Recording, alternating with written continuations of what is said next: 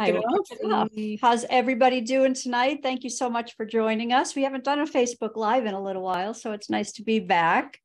We are joined tonight by a special guest, Gwen Manteau, who is the owner of Mixology. And for those of you who bought this quarter's Passionistas Project Pack, you know that Mixology was in the box. And we'll let Gwen tell you more about what it is, but we wanted to tell you a little bit about Gwen. Gwen's business history can best be encapsulated by her favorite drink and one of Mixology's premier offerings, the Cosmopolitan, a working woman's cocktail of liberation and independence. Always an advocate of great ideas and a great team, Gwen's keen consumer insight and business acumen led her from VP of Macy's department stores to stints as Chief Merchandising Officer for several national chains. In 2012, she launched her passion project. In 2012, no, you did it more recently than that, right? Mixology. Yes, 2017. 2017, she launched her passion project, Mixology, born of the desire to create all-time favorite cocktails with organic ingredients that taste amazing, and they do, are affordable, and it is, and easy to prepare. Mixology proved to be the perfect combination of Gwen's interests and insights. So thank you so much for joining us tonight, Gwen. We're so happy to have you here. Yeah, well, thanks for having me. I appreciate it. We like to ask all of our guests our first question, which is, what are you most passionate about? I think I'm most passionate, honestly, about family and friends and connections and people. Today, I think millennials and other folk call it community. You know, in our time, it was really our inner circle. And I think that's really what makes the world go round. And whether you're starting a business and you have colleagues that you call upon to help you, or friends that support you, or family that you love and make you feel, comfortable and ready to go and to be able to take a risk and all of that. I think that's what I'm most passionate about. And, within that, a lot of that has to do with taking care of people and keeping them healthy. And that's one of the reasons that we actually created our drink mixes, because we felt like, you could go to a restaurant and you could eat organic, or you could eat gluten-free, or you could do all of those things. But, you would get a cocktail and it had 40 grams of sugar in it. And that people really didn't hold their cocktails to the same level of respect that they did the food that they ate. So really, our cocktails were really born of that idea. But again, to serve people and to be part of a community. Our brand is interactive. Any of you that have gotten it, you know that you make it yourself, and you can create within our brand, or just have it, straight up what we're doing. And, it makes for a great event, or a fun time together, or time to share Thanksgiving or any other family times. So That was a long answer, but it's about the people in our community. Yeah, no, that was great. And how did you come up with the initial idea, and what was the process of taking that from an idea to an actual product? Yeah, well, as you mentioned, I was a retailer for many years in the C-suite. And after that time, I actually became a consultant to the health and wellness industry. And as part of that, I had a group of clients, and we created, my last sort of stint of business was in sporting goods. So I was a national expert, and still am actually, in athletic shoes and athletic apparel and all of those categories. But someone asked me, could I help them make organic protein powder? And because I eat organic myself and I'm passionate about cooking and the things that I eat, I said, sure, I can make golf clubs, I can make athletic shoes, I'm sure I can make protein powder. So I actually set forth to find the healthiest protein sources that I could find. And in that mission, I came across a factory that actually dried fruits and vegetables, organic fruits and vegetables, with lights. And it kept 100% of the nutrient value and all of the color and all of the flavor. It was a unique factory, and they had a wonderful woman who did product development with me. We actually created protein powders and green juice powders and everything for this company, who's gone on to be quite successful. But as part of it, in the evening, after we did product development all day, we would take the ingredients and make ourselves cocktails. Mm-hmm. And we said, okay, this is healthy, because even though it's a cocktail, we're using great ingredients and, organic vodka or whatever, and they were delicious. And we said this could be a business. And she actually was one of the initial partners in our business. And so we made some samples. We came back to New York City. We gathered together a big group of bartenders, and they really helped us dial in the flavors to really make these classic cocktails authentic in this very unique format, which was this dried powder. It allowed us to keep that delicious fruit flavor and only have to add a little bit of organic cane sugar. And, that's how the product was born. It has less than 10 grams of sugar. We actually dry the fruit powders with lights. We use wind power to power our factory. All of our ingredients are organic. All of our packaging is sustainable, with the exception of our little pod. Mm-hmm. Unfortunately, because we don't have any preservatives or anything like that in our product, it's quite susceptible to moisture. Mm-hmm. So the only moisture barrier so far that we found that protects the product is plastic. So actually you can recycle it, but it won't break down in quite the same way. We're always looking for an option to solve that problem, but someone will come up with one at some point. we hope, but all of our packaging is recycled and is sustainable. So, and I love that I do love that there's functionality beyond it just being a container too, for the powder, that it's actually a shot. It is. It's we call it the shot pod. And it becomes the measuring device for the cocktail, which is really fun. And maybe we should make one. Let's make one. Let's make one when we talk. We're going to have I'm going to make a couple holiday cocktails today. As you said earlier, I love a good Cosmo, but actually we're going to trick up this Cosmo. We call it the naughty or the nice. And part of that is dependent on how many you drink. And I would always suggest that you drink responsibly, but if you're at home, maybe you can have a second one, and then you might be naughty. But you start with your shaker, and I just put ice in it, and then our little shot pod. This is a Cosmo. When you tear off the top of the shot pod, we call it the shot pod, and you can see there's powder inside.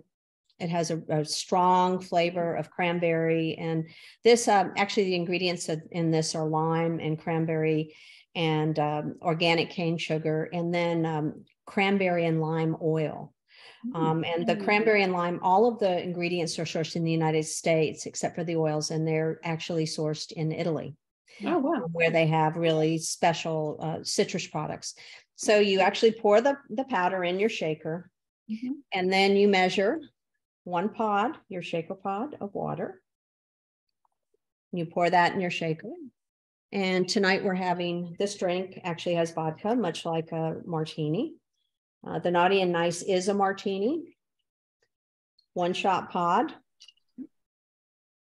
of vodka. And then what makes this really naughty is we do a quick shot or splash of limoncello. So we're going to put this down, and we're going to shake a little bit.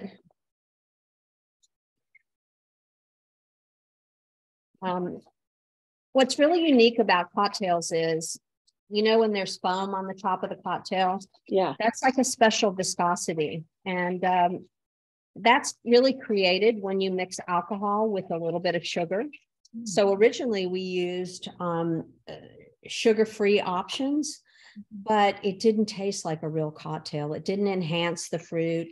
And we finally decided we use less sugar, but we'd use real sugar. We'd use organic cane sugar. And then we were able to get the flavor and the viscosity that we really wanted. So, oh, that was beautiful. Here's to naughty and nice. Beautiful. The color is gorgeous. That's beautiful. And that's yummy. And I can't drink too much because I'm going to be talking here. I have to say, we did our own, Yeah. we did our own demo of your wonderful product on another platform, and we did make them ourselves. And Did you? I couldn't resist. It's I had too much. They're delicious. And I don't drink, so I made virgin versions. Yeah, they're really good with and virgin, they're actually. delicious. I love it. They're not too sweet. Yeah. Just We right. And they recently don't, did the a other thing bat I mitzvah. love to point out is they don't taste powdery. Yeah. You know, Yeah. so many drink mixers taste powdery, but this doesn't taste powdery at all. It's so yummy. It dissolves, you know, Yeah. it dissolves really well. You have to shake it well because you are reconstituting fruit. Yeah. Mhm. And there are fruit specks in it. And, you know, sometimes you'll see a little bit of sediment, but that's really just the fruit. Mhm. And just know that it was fresh fruit. And, you know, we are kind of proud because we can use ugly fruit if it's not pretty, because Right. we actually grind it and Mhm. then dry it. It doesn't matter. So we're pretty eco-conscious in terms of, you know, the product that we use. It's got a long shelf life, about a year. So, you know, oftentimes, like, you'll make yourself a cocktail and you'll buy a liquid cocktail mix and you'll put it in your refrigerator, make a drink, put it in your refrigerator, and then 3 months later you throw it away. Yeah. Right. With ours, it's on the shelf. You know, the pods are there. Mhm. Makes a great gift. We do have recipe cards, and we have recipes on our site as well. And what we love is a lot of our customers actually send us recipes of things that they like. And the next drink I'm going to make, actually, someone sent this to us 2 years ago, and then we actually served it in the Delta Sky Clubs last Christmas. We were one of their featured drinks, and we actually served this drink. We actually served this drink there. So we'll make that in a minute, but you might have another question for me about. Were you going to say that you recently did a bar mitzvah? We recently did a bat mitzvah, and we actually used our Cosmo mix. This lady wanted to make we had one of our bartenders work on a cocktail that had no alcohol, you know, a mocktail. And she actually made it with our Cosmo mix with Sprite. And she shook it up with Sprite, and she said it was absolutely delicious. And they ended up actually putting it in a fountain and ran the fountain, and it was quite yummy. So it makes great mocktails, and it's fun to do with kids as well. Yeah. Because there's no alcohol at all in the product. They can open the pods themselves. You can actually also rim with it. It's so you can get the rim of your cocktail glass wet, and then dip it down in our powder, and then you have a rimmer also for your cocktail if you want to have something special for the holiday time period. I love so that. It's a versatile product.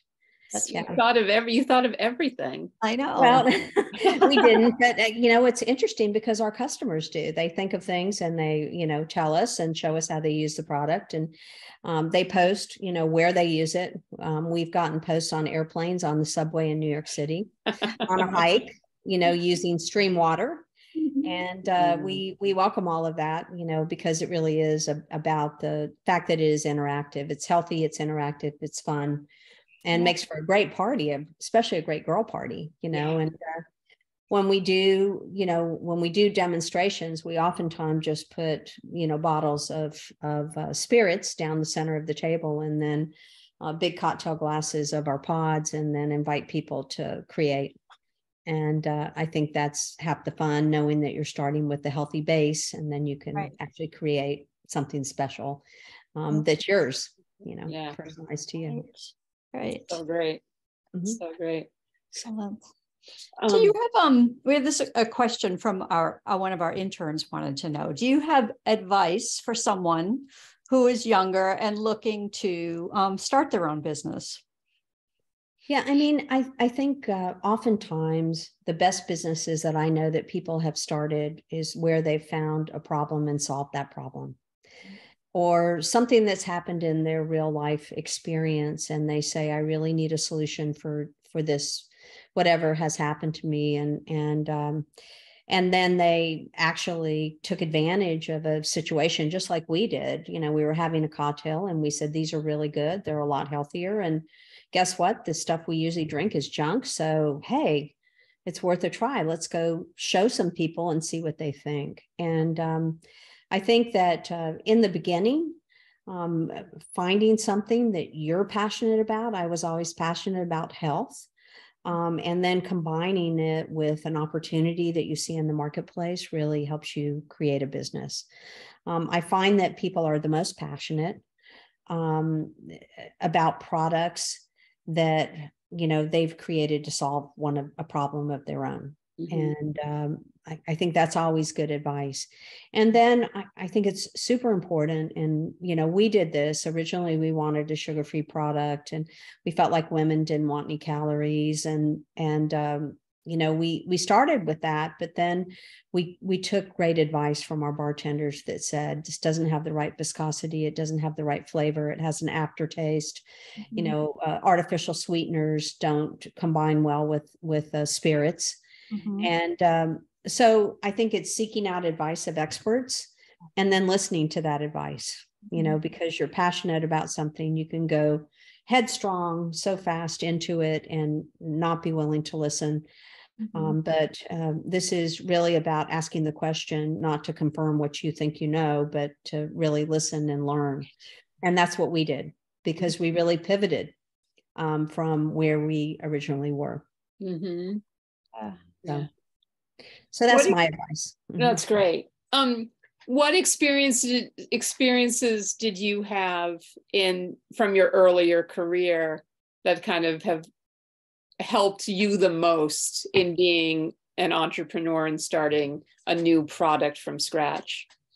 I think there's two. The first is that I always was a merchant. And in merchandising, we always try to figure out what's next, not what is. It's kind of what is now, but what will be is, you know, really frames up your success. So whether it is, you know, during COVID, when everyone wore sneakers and sweatpants, and how do they transition to the next clothing? What's it going to be? Or how they exercise during COVID. It's a good one. You know, I went to the gym before, but now I'm going to exercise at home. What does that involve? And all of that. So as a merchant, I always really lived in the what if and what should be, and trying to interpret the trends and into what's going to happen next. That was really good for me, because as I, you know, started this business and got going, I thought, okay, I can solve all of these different problems, but you know, will consumers want it? And then if they want it, what do they want? And, you know, what delivery system do they want to have? And one of the original things that happened is we found that millennials didn't have cocktail shakers. They had protein bottle shakers, but they didn't have a cocktail shaker. So in some of our packaging, we include a small plastic shaker that they can use to make their cocktails, which converts and has a cocktail glass on the end of it, so they could drink it on the go. So, you know, learning and solving problems. The second is one that I mentioned earlier, and that is really partnering with friends and people and experts and I did that through my career. You know, oftentimes I didn't understand or know about a product, but I would seek out the knowledge to figure out if that was going to be right for the store I was merchandising in. And I think, you know, that knowledge of being able to partner with people to ask for help, to lead people around you once you have the vision and the mission, I think is really critical. So those interpersonal relationships would be the second part that really helped me, of not being afraid to call whoever it was when I had an issue or a problem. And, you know, it really came up, and, you know, we got our first customer, we needed financing, it was major, and we needed to scale our product, and we'd barely manufactured, you know, 1,000 pounds of it. And then all of a sudden we had to manufacture a ton of it. You know, learning how to do that and asking questions and going to the next person. And because we have a organic supply chain, it's really complicated, because every step of our product has to be manufactured in an organic way. So how it's stored and how it's manufactured, how it's packaged, and all of that. So that made it more complex, because if you take 100 factories, there's probably 3 that are organic. Right. And, you know, there's obviously a premium to make product in that type of format. So listening to learn and partnering with people and, being able to reach out and talk to different levels of people.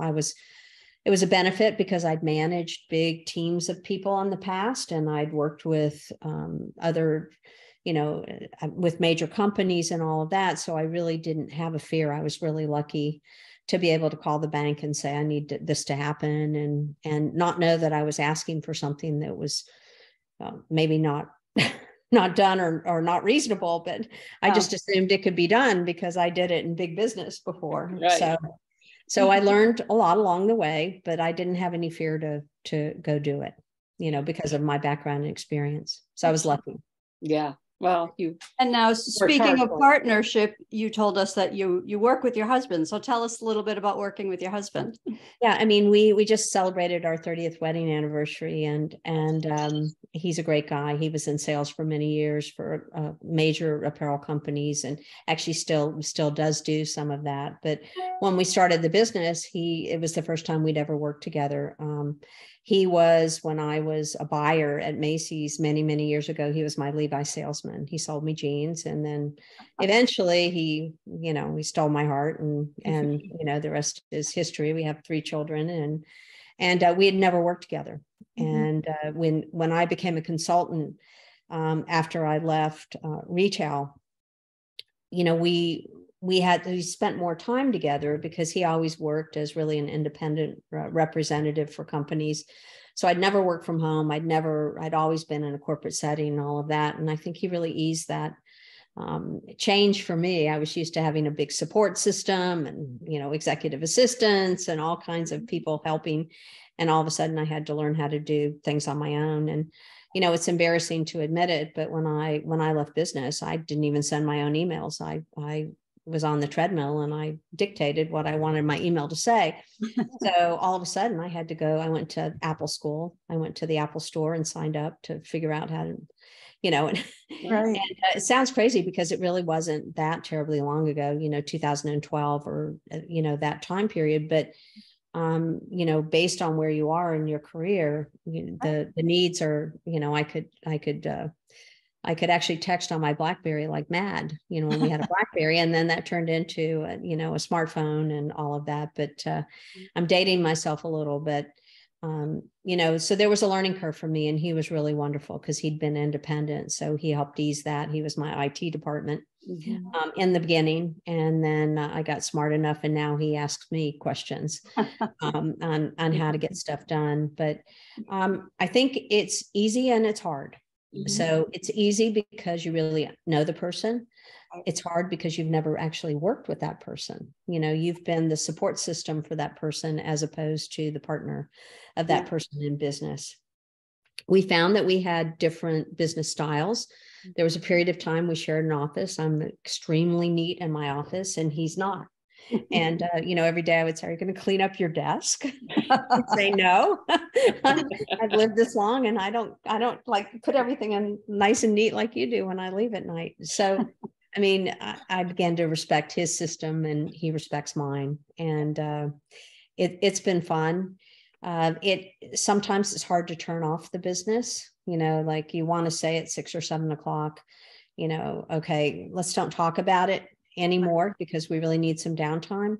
And we do find that time. He's an avid golfer, and we both cycle and we do other things. And we find that time apart as important as the time together to really rejuvenate, ourselves, our relationship. And so that we have other things to talk about, especially when things are, during COVID, things were really tough. And so if we had dwelled on that all day long, we would say, okay, we're going to set the alarm. And even though we're at home and, we're running this from home, we're going to set the alarm, and we're not going to talk about it unless a customer calls us or we have to do something.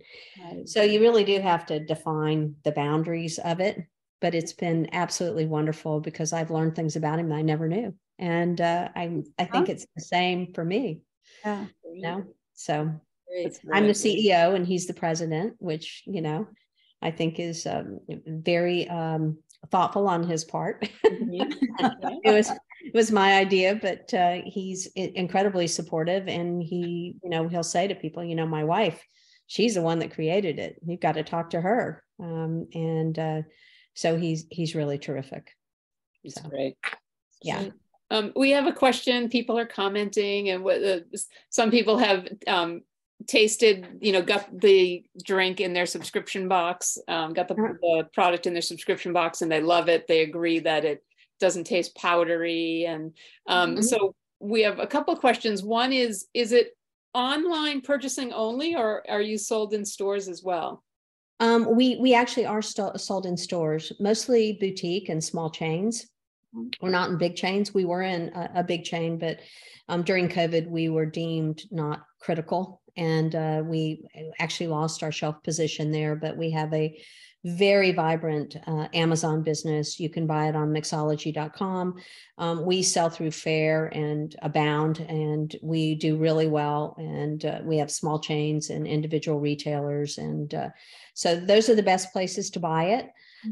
Coming up for Thanksgiving, we'll have a promotion on Amazon. So, please, reach out and buy some and try some. And now I would love to show you another drink. Yeah, we would love that. Another one. Yeah. Okay. This is the drink that we served in the Delta Sky Club, and it was actually created by one of our customers, and we call it the Grinch.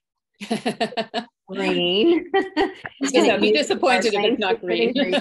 Yeah. So again, we're going to go with our 1 second. Got some pink ice here, so I've got to replenish my ice. Again, you start with the with our shaker with ice. This is our Cosmo Mix. This is our #1 SKU in the company because it really is versatile. You can make all kinds of things with it. Typically we combine it. It's a margarita with tequila, but again, we're making a vodka drink. We find that when we do a signature drink for a big party or for, something like the Delta Sky Club, that vodka is really better. It is sort of the universal clear liquor. And a lot of people have issues with tequila, headaches and whatnot. So we find vodka is not that. So again, you pour your powder in. Again, you've got your shot pod, which, is an amazing little thing. Now our margarita, we don't put any food coloring in it. And when you actually dry and you look at lime juice, it's not like bright green. It's kind of yellowish. Yeah. So, sometimes we'll get a comment and someone will say, well, it's not bright green. Well, lime juice is really not bright green. So if you have a key lime pie, it's yellow. If you see. So again, we're going to go with a shot pod of vodka. And again, we are going to do a splash of our limoncello again. And it's really a yummy drink. This one is a great one to do in a punch bowl. You can pour it in and then put some club soda in it, and it makes it kind of sparkly. You can also put it over lemon or lime sherbet. It makes a really good girl party punch for a shower. So this is the Grinch. And the lady who created this one, her name is Marcella. And so if she's out there and she sees this, thanks, Marcella, because we've made thousands of them.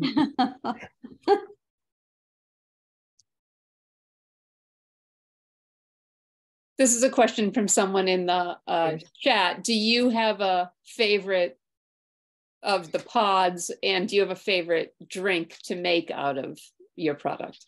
Our lemon sour. I love. It's basically, you can make a lemon drop martini, but what I love to make, and it's great for this time of night on the East Coast, when you want an after dinner drink, it makes an amazing amaretto sour. It's really delicious, and it's a great after dinner party kind of drink as well. It's pretty, and because amaretto makes it pretty, and it's so that's my favorite. Also, the lemon sour, you can actually shake it up with 1 pod of water, and then top it off with champagne, and it makes a spritz, a lemon spritz, and it's delicious as well.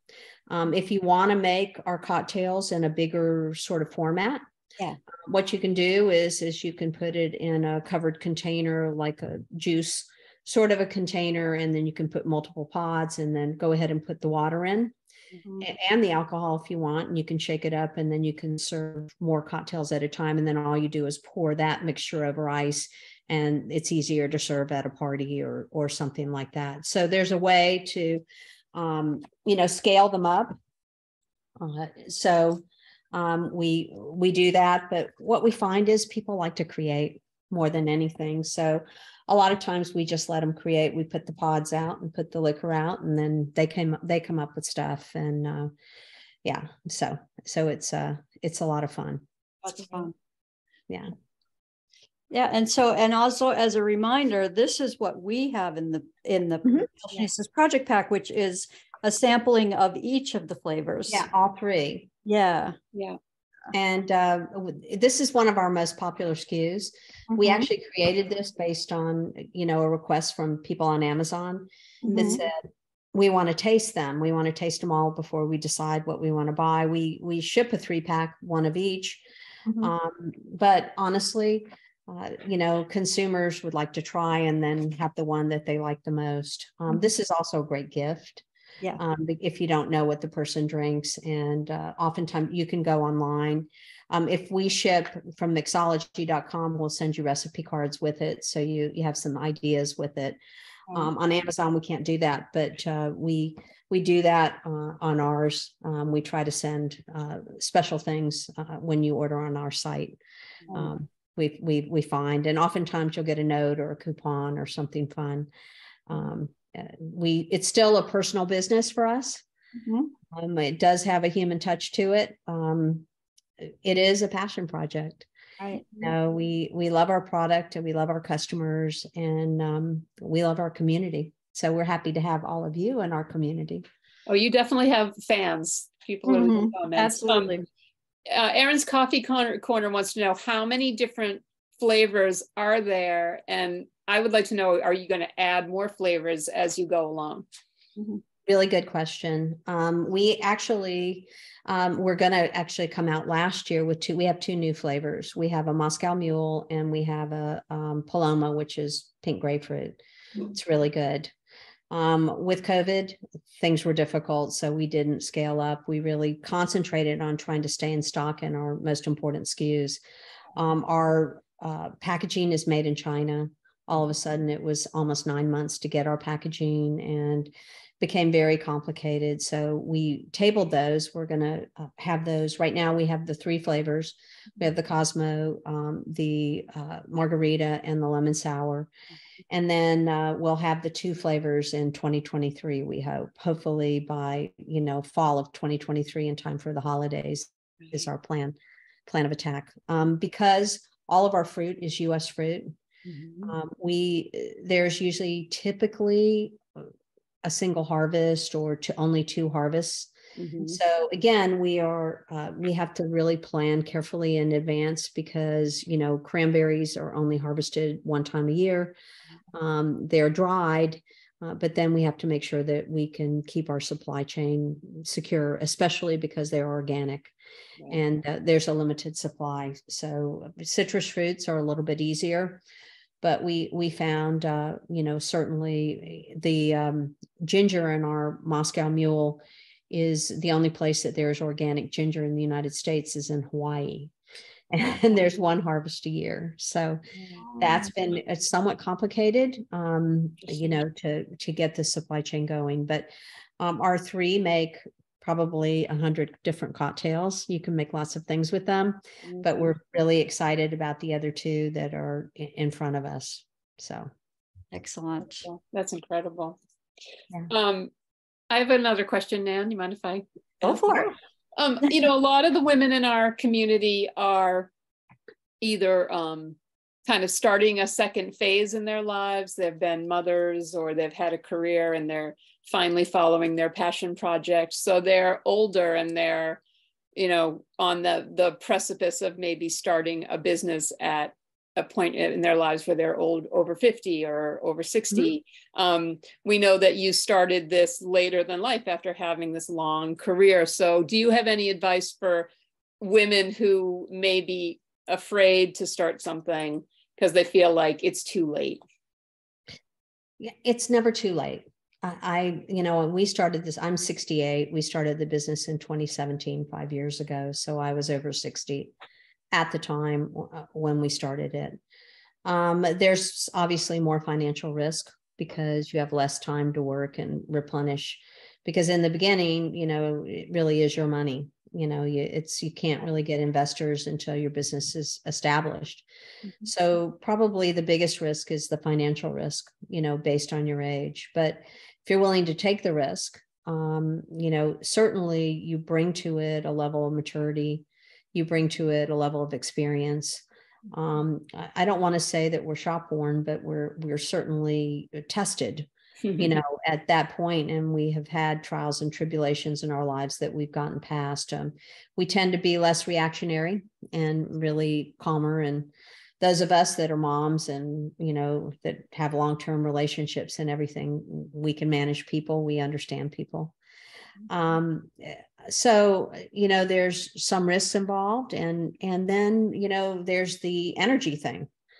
When you have a 12-hour day or a 14-hour day, I mean, I've known younger people that couldn't handle that. And, certainly when we have a 6-day or 7-day, or we're on a trade show floor for 5 days in a row, I'm tired, I have to admit it, and I'm pretty fit. And, so I think anybody would be, but definitely that's an issue. But if you have the passion, and you have the experience, I think it's great. And one thing about our company, two of our original partners were younger. They were in their 30s.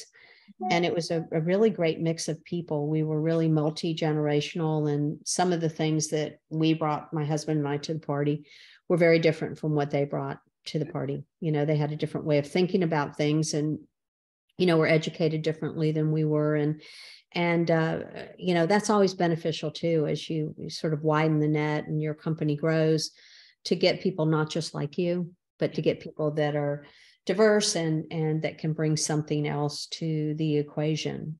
So, the risk, you have a lot more experience, you got a lot more experience in business, with people, with things that you care about. The quality of your business is really partially the quality of your experience, I think, for sure.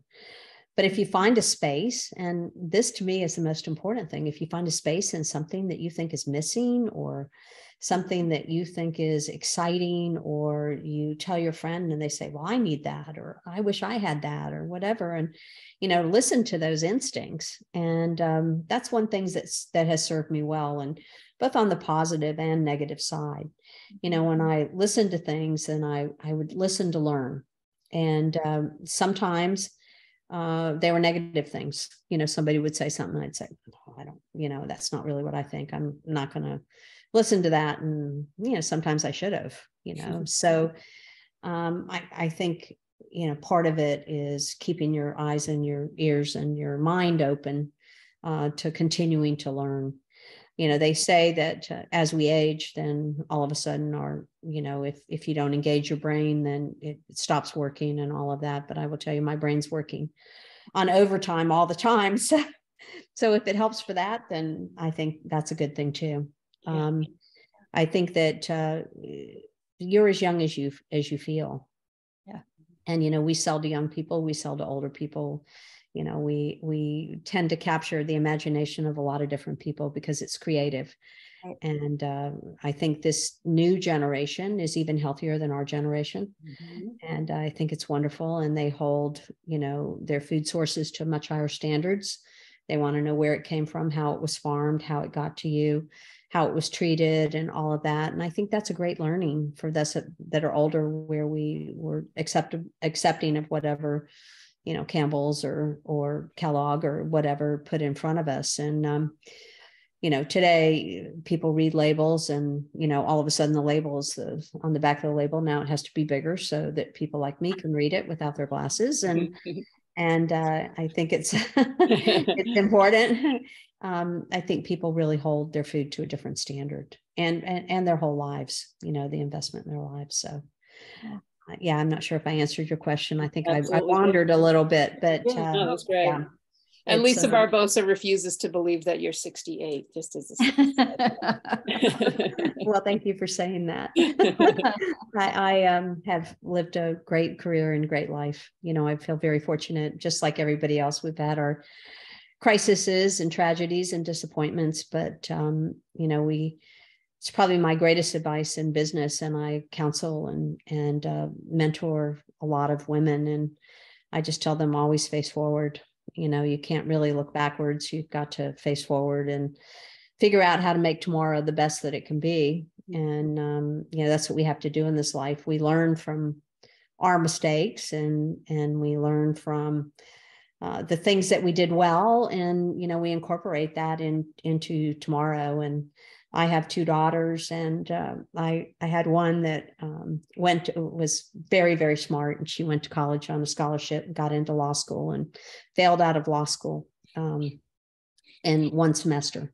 She just didn't think like the law, and she was super smart. And she came home and she said, I don't know what I'm going to do. And I said, well, let's make a life plan. And I said, you know, on one column, you just put all the things that you love, the other column, all the companies that you admire, and the other column, you know, all of the places you would like to live and whatever. And I said, then see where the intersections are. Mm-hmm.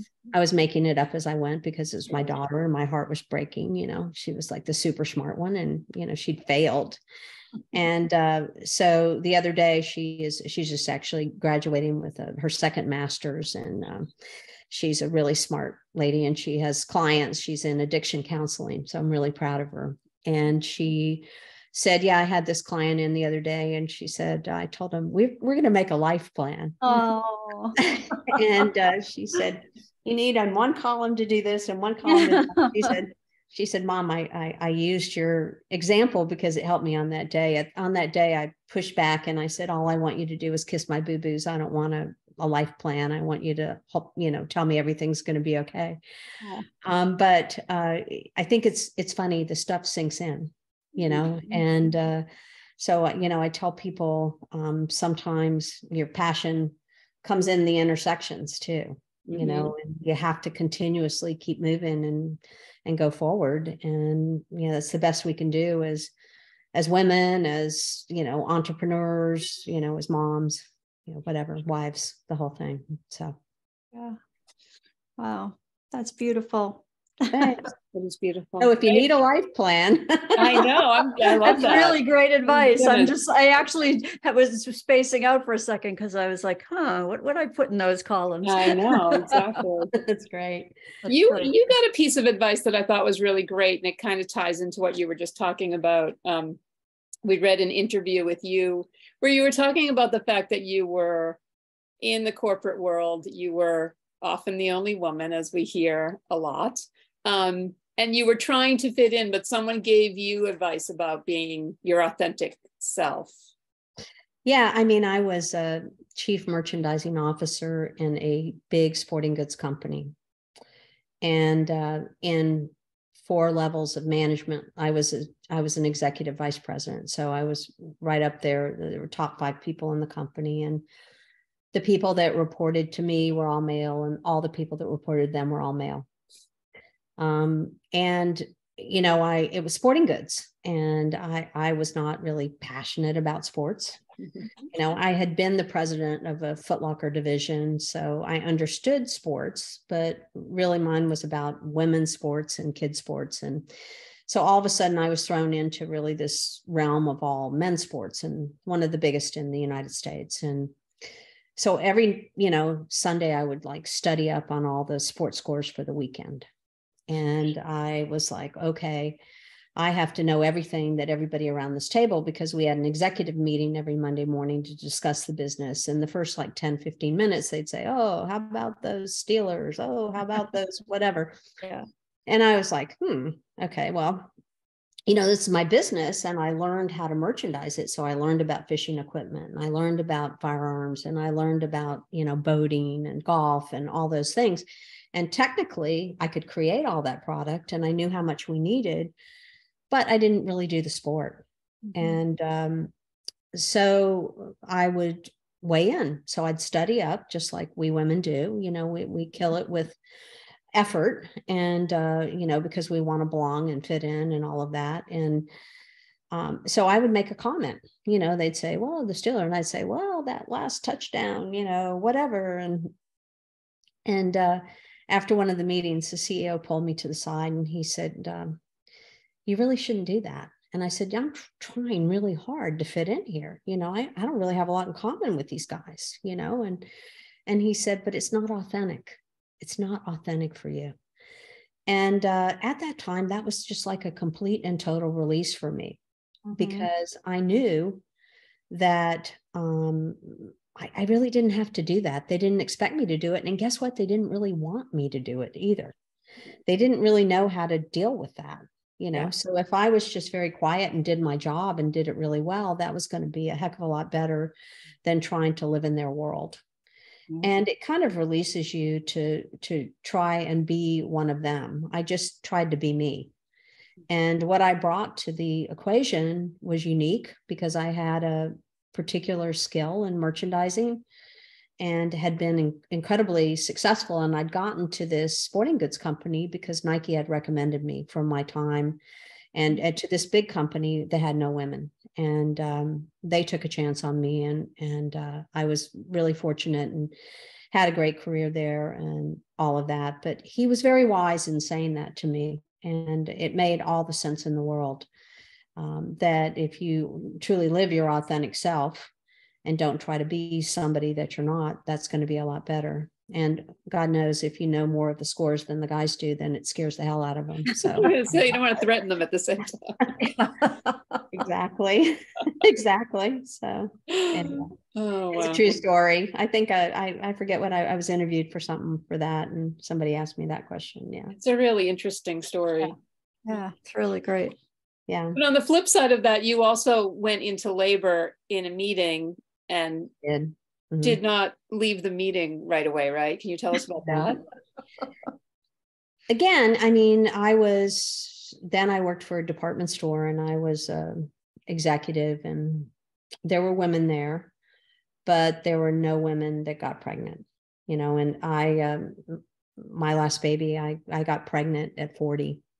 So I was 40 years old and going to have this baby. And I was, for whatever reason, it was not a pretty pregnancy. I kind of looked like a Teletubby. And in those days, we had to wear business suits. This was before you could even wear pants to work. So I wore pantyhose and a skirt suit every day, and heels and everything. And it was the board meeting.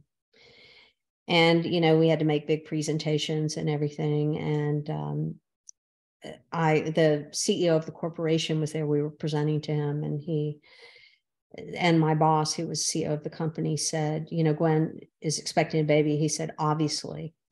So, and these were the days where they just said whatever, know. So I thought, okay, I can take exception to that or whatever. But I was sitting there, and all of a sudden, I don't know if for those of you that have had a baby, it's like the first part of it is kind of like, what is that? Is that like, and I thought maybe I was in labor before, and I'd call the doctor, and he said, oh yeah, no. He said, call me if you feel like you've slammed your hand in the car door and you can't get it out. I was like, oh my God, So as I sat there, I got this weird feeling, and all of a sudden, my water didn't break, but you get the contractions in your stomach, it basically is contracting. It's hard. And then the pain comes and everything. And I'm like trying to breathe. And I literally made it through the meeting, because there was not a great appreciation for the fact that I was on this executive team and I was pregnant. Yeah. It just wasn't done. And there was no such thing as a lactation room. And I would pump in the last stall in the bathroom, and, there just wasn't any privacy. And women today, really, I would say that, we've made progress in trying to be kinder and understanding and all of that. So, so I was in labor, and then I called my husband and said, you'll have to come pick me up. So we went to the hospital, and we had a baby at 9:00 that night. It was like 2 p.m. So I've been in labor for a little while, but in the beginning, you're okay for a little bit of the time. Yeah. Oh, you're amazing. Oh, well, you're a true rock star. You really are. That was kind of what it was expected. I mean, when I got to Yeah. Foot Locker, they literally didn't have a ladies' room on my floor because they converted them all to men's room. And the poor executive assistants were the only other women in the ranks at that level. They had to go down a level to go to the bathroom. And I finally said, okay, we need a bathroom on our level. Yeah. You know, and they thought I was a rock star because we got the ladies' room on that floor and whatever. And I work with wonderful, wonderful people in those places. I've worked with absolutely wonderful men and women in my career. That it really was just a different time and a different mindset, and you know. Yeah. I often tell women, you know, now I'll talk to male executives and they will say sometimes, I don't want to be in a room by myself with a woman because I don't know what they'll say, you know, after we leave the room or whatever. And I think that, you know, I tell my daughters, who are the only people that I'm really allowed to tell things to, you know, and I just say, if a guy says to you, nice shoes, that's not a sexual comment. He likes your shoes. Come on. Right. You know, we have to temper and really make sure that we're appropriate in business and that we don't take offense to everything. Yeah, right. We don't want to be set back by the fact that now we can no longer have a conversation that's casual. Right. Yeah.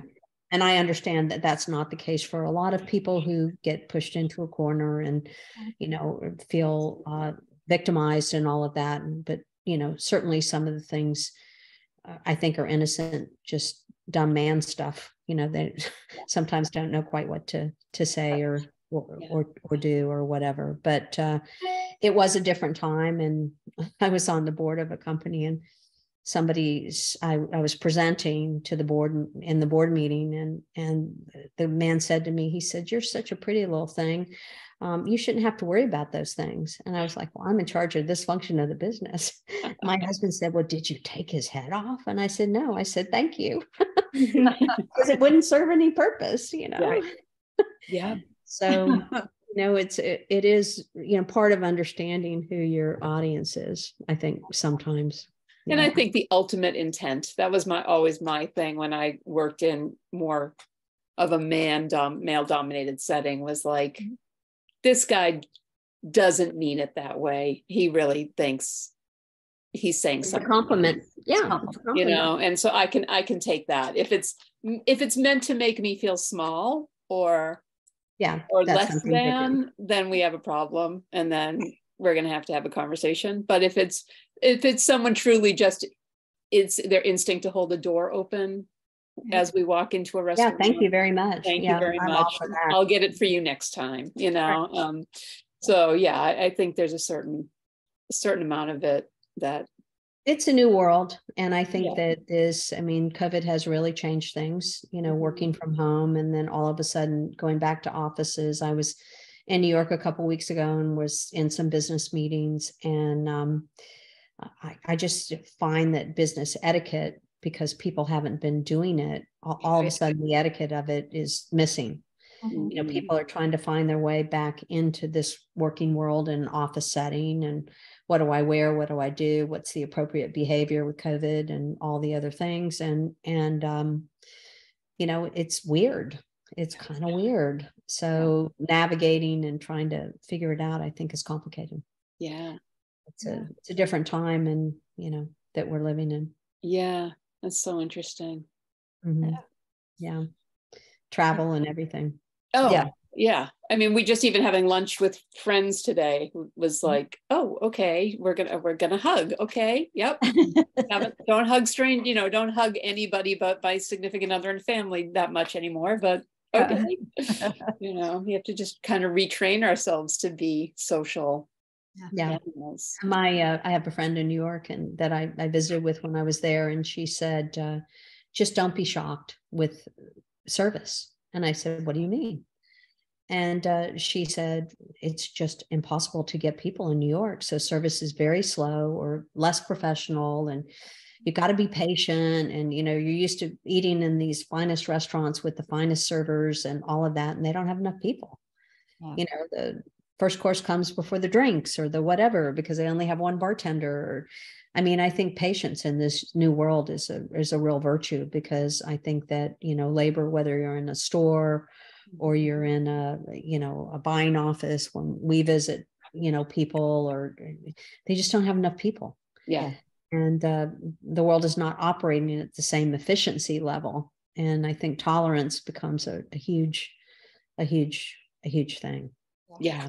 Totally. Tolerance and gratitude, just being grateful that we're back and we're out doing those things again. If we have to wait a little longer for them, at least we can do them. Mm-hmm. Exactly. Yeah. Well, I have one last. Oh, okay. Go ahead. One last question from our amazing intern Sade, who helped us write some questions tonight, because she's part of she's a journalist intern, journalism intern, and so we asked her to write questions. And I love this question. So her question is, how has mixology shifted you as a person? What changes do you see in yourself having started this company? Yeah, I mean, I spent my time, I started as a salesperson at Macy's and left the retail business as a, executive VP of a business. At one point in time, I was the president and CEO of another company. I worked my way up. And, along the way, you get to a certain level, and then, you have a lot of support system to do things. And, as the business world changes and evolves, and I mean, when I was first in Macy's, we had a mainframe computer that took up the entire second floor of the office building. It was huge. Now there's more power in my smartphone than there was in that entire room. But, when you're living it, you don't really see the speed of it, and you have a support system around you. So you don't really have to learn to do it all, because you have people that help you. And probably the thing that I learned in mixology was, in the beginning, I sent the invoices. In the beginning, I helped ship the product. I shipped all of our e-commerce. I did all the outreach to our accounts. I was on the trade show floor. I made 1,000 cocktails a day. I learned how to do all those things. So whether it was to pack a box, whether it was to be in the factory for the first production to make sure that the product went well, whether it was testing. And, in the beginning, I mean, you get brutal kind of feedback. So you're not only are you doing all those things, but you're very humbled by it. So probably what mixology taught me was to take me back to my roots. The days of being on the sales floor. And my first buying job was Playtex bras, and they came in boxes, and they were some huge sizes and little sizes and everything. And I was willing to do anything to get to the next level. That was the 70s, and women were just entering the workforce, and all of that. I feel like I kind of went back to my roots. I could create the product, I could talk to a journalist, I could go in the factory, I could help pack it when we had a big order. I shipped the e-commerce, I took customer comments, I wrote the invoices, I negotiated with the banks, I tried to figure out how to pay all the bills. Some days that wasn't that easy. And I think it's a humbling experience. So it gets you back to your roots, and you figure out that you can do a lot of things that you didn't really know you could do. And, people say that, we have stores, we women have stores in ourselves that, we can tap into when we need to. But honestly, it was a big reach, for me, because I'd had these huge support systems in the past. And, and also too, a soft landing. If something happened in business, when you're with a big company, there's a soft landing. But when it's your business, there's not a soft landing. You're right down there in smack dab in the middle of it and trying to make it work out. And it is quite humbling, but it also it was a good way for me to transition and to this part of my life, because I figured I could do anything. I now know I can do anything. Right. Because I feel like I have, and lots of things that I never knew how to do. And I have an even greater appreciation for all the people that did them, because they're not that easy. you know, and I always thought I had a hard job running things, but it's a lot harder doing things than running things, for sure. Yeah, that's great. Mm-hmm. That's amazing. Thank you so much. We have kept you much longer than we told you we would, and we appreciate it. Time flew by. It was such a great conversation. So everybody who's listening, please go to mixology.com. We dropped the link in the chat. Makes great gifts, or you can buy the Passionistas Project Pack that has mixology in it, along with 6 other female-owned businesses. So great. Support mixology one way or the other. Thank you so much. For cheers. Here's to happy holidays. Go make a Grinch. Make a Grinch. So great to meet you, Gwen. We're nice honored that you took the time with us. Yes, lots of fun for me. Thank you so much. Thank you. Good night, everybody. Good night, everybody. Thanks for watching. Bye. Bye.